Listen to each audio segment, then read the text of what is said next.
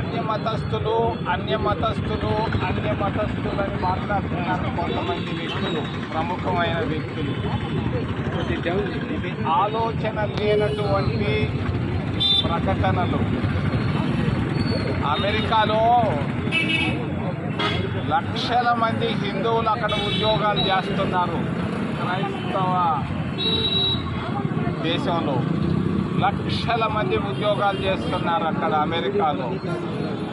ఇటువంటి ఆలోచన అన్యమతం అంటే వాడు ట్రంప్ వచ్చున్నాడు, వాడు తరుక్కుంటాడు. జాగ్రత్త, నోరు తెరిశారు అన్యమతాన్ని గురించి. వీళ్ళు జాబు రాస్తారు ట్రంప్కి, ఎవరో ఒకరు రాస్తారు, వాడు తరుక్కుంటాడు మిమ్మల్ని అందరూ, లక్షల మంది హిందువుల్ని. ఇప్పటికే కెనడాలో జరుగుతూ ఉంది ఇది, అమెరికాలో కూడా జరిగితే ఉన్న ఉద్యోగాలు పోతాయి. జాగ్రత్త, అన్యమతస్థుల గురించి మాట్లాడుతున్నటువంటి ప్రముఖులు కొంచెం తెలివితో మాట్లాడితే బాగుంటుంది. రెండవది, మేము టీటీడీ ఉద్యోగస్తులకి, జర్నలిస్టులకి ఇళ్ల స్థలాలు అలిపేరు నుంచి పోరూరు దాకా ఉన్నాయి, 400 ఎకరాలు. వాడుకో ఓబరాయి వాడుకో ఇంకెవడుకో ఇస్తున్నారు.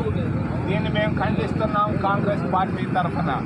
ప్రతి ఒక్క జర్నలిస్టుకి, ప్రతి అర్చకుడికి, ప్రతి శాశ్వత ఉద్యోగస్తులకి 5 సెంట్లు లెక్కన అక్కడ ఇళ్ల స్థలాలు ఇవ్వాలని డిమాండ్ చేస్తున్నాం. రేపో బాపో వస్తూ ఉంది జనవరి 1. తిరుపతి దేవస్థానం, తిరుపతికి సంబంధించినటువంటి దేవస్థానం జనవరి 1కి 5,000 మందికి ప్రత్యేక ప్రవేశ దర్శనం ఇవ్వమని మేము డిమాండ్ చేస్తున్నాం. కాంగ్రెస్ పార్టీ అధికారంలో ఉన్నప్పుడు చేశాం ప్రత్యేక ప్రవేశ దర్శనం. మంగళవారం కాదు, జనవరి 1 కూడా 5,000 మందికి ప్రత్యేక ప్రవేశ దర్శనం. అదేవిధంగా వైకుంఠ ఏకాదశికి టోకన్లు అయ్యేది జాంతానాయ్. మేము స్థానికుడని ఆధార్ కార్డు ఎత్తుకెళ్తే వైకుంఠ ఏకాదశి రోజు అందరికీ స్పెషల్ క్యూ లైన్లో దర్శనాలు చేయిస్తాం. ఎమ్మెల్యేలు, ఎంపీలకి వారానికి 4 సిఫారసు జాబులు తీసుకుంటున్నారు తిరుమల తిరుపతి దేవస్థానం. అదేవిధంగానే జర్నలిస్టులకు అక్కడ పనిచేస్తున్నటువంటి శాశ్వత ఉద్యోగస్తులు, టీటీడీలో పనిచేస్తున్నటువంటి శాశ్వత ఉద్యోగస్తులకు సంవత్సరానికి 4 సిఫారసు లెటర్లు స్వీకరించాలని, అంగీకరించాలని మేము డిమాండ్ చేస్తున్నాం.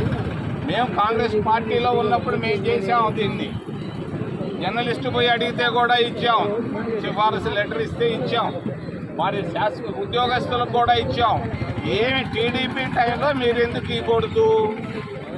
మీరు మాట్లాడితే లడ్డుని గురించి మాట్లాడతారు, అన్యమతాన్ని గురించి మాట్లాడతారు.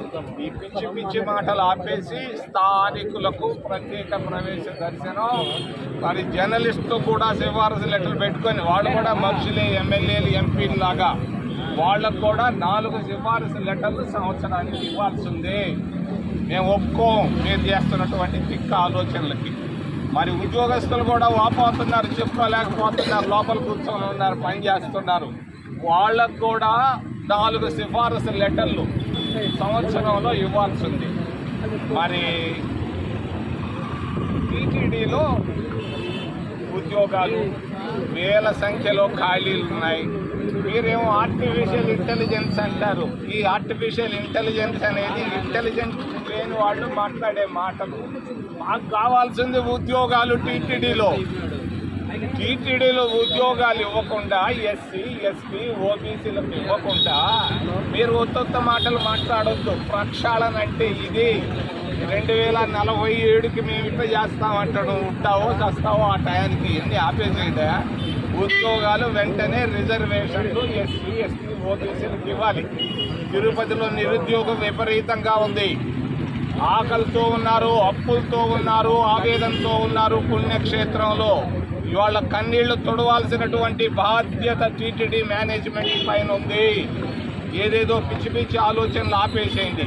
మీ ప్రెస్ కాన్ఫరెన్స్లకు విలువే లేదు, ప్రజలు హర్షించటం లేదు. మన టీటీడీ బోర్డులో మీరు తీసుకున్న నిర్ణయాలు ఏంటి? ఏం నిర్ణయాలు తీసుకున్నారు? స్విమ్స్ని అంతర్జాతీయ స్థాయికి మేము తీసుకెళ్ళాము. దీన్ని మీరు దాచిపెట్టుకున్నారు. ఆస్తి టీటీడీకి ఆస్తి కావాలని. ఇప్పుడు 2005లో 20 సంవత్సరాల నాడే నేను తీసుకొని వచ్చాను సిమ్స్కి జాతీయ హోదా, ఎయిమ్స్ లైక్ హాస్పిటల్. ఇప్పుడు ఏంది మీరు మాట్లాడేది? పిచ్చి ఆలోచనలు ఆపండి. అంతేకాదు ప్రత్యేక ప్రవేశ దర్శనమే కాదు, మరి సిమ్స్లో ఉచితంగా వైద్యం చేయాలి అందరికీ. ఈ డిమాండ్లతో మేము ఈరోజు రావడం జరిగింది. మళ్ళా వస్తాం.